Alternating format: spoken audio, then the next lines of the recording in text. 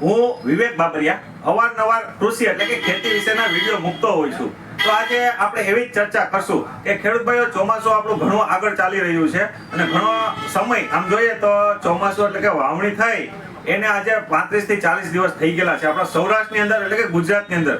તો આપણે અહીંયા મગફળી, સોયાબીન, કપાસ અથવા અન્ય પાકો વાવેતર થયેલા છે.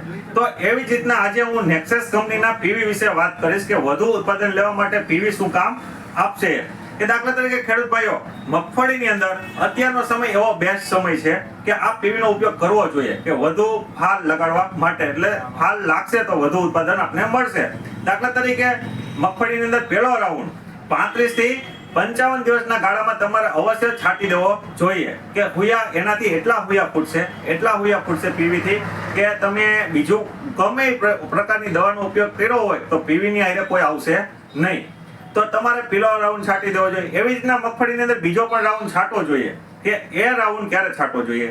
દાખલા તરીકે આપણે ગોગડા એટલે કે થોડા દાણા ભરાવાનું ચાલુ થાય મગફળીના અંદર, એ ટાઈમે કે તમારે 70 થી 85 દિવસ કે 90 દિવસ સુધીમાં પીવીનો ઉપયોગ બીજી વખત પણ કરી લેવો જોઈએ. તેનો ડોઝ કેવો છે કે 16 લીટરના પંપની અંદર 15 ml પીવીનો ઉપયોગ તમારે કરવો જોઈએ. તો એવી રીતના સોયાબીન છે, તો સોયાબીન અત્યારનો સમય એવો છે કે સોયાબીનની અંદર ફૂલ અવસ્થા છે કે ફૂલ લાગવાની તૈયારી થઈ રહી છે. તો એ ટાઈમે તમારે પીવી 100% ઉપયોગ કરવો જોઈએ. નેક્સસ કંપનીએ જે પીવી બનાવેલું છે તે સારું એવું છે અને સોયાબીનની અંદર તો તમને 100% ફાયદાકારક રહેશે કે પીવી તમે છાંટશો તો વધુ ફૂલ ઉગડશે, વધુ સિંગોની સંખ્યા લાગશે અને 100% દાણા પણ મજબૂત થશે. તો પહેલો રાઉન્ડ તમારે 35 થી 45 અથવા 55 દિવસના ગાળામાં છાંટી દેવો જોઈએ પીવીનો.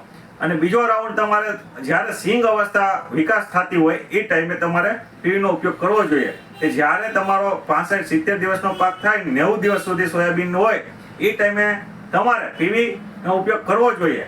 તો એનો ડોઝ આમ જોઈએ તો 16 લીટરના પંપની અંદર પીવીનો ઉપયોગ તમારે 15 ml નો કરવાનો છે. તો ખેડૂત ભાઈ, એવી જ રીતના આપણે જોઈએ તો વધુ વરસાદ છે તો કપાસની અંદર અત્યારે ફૂલ ભમરી ખરવાના પ્રશ્ન છે.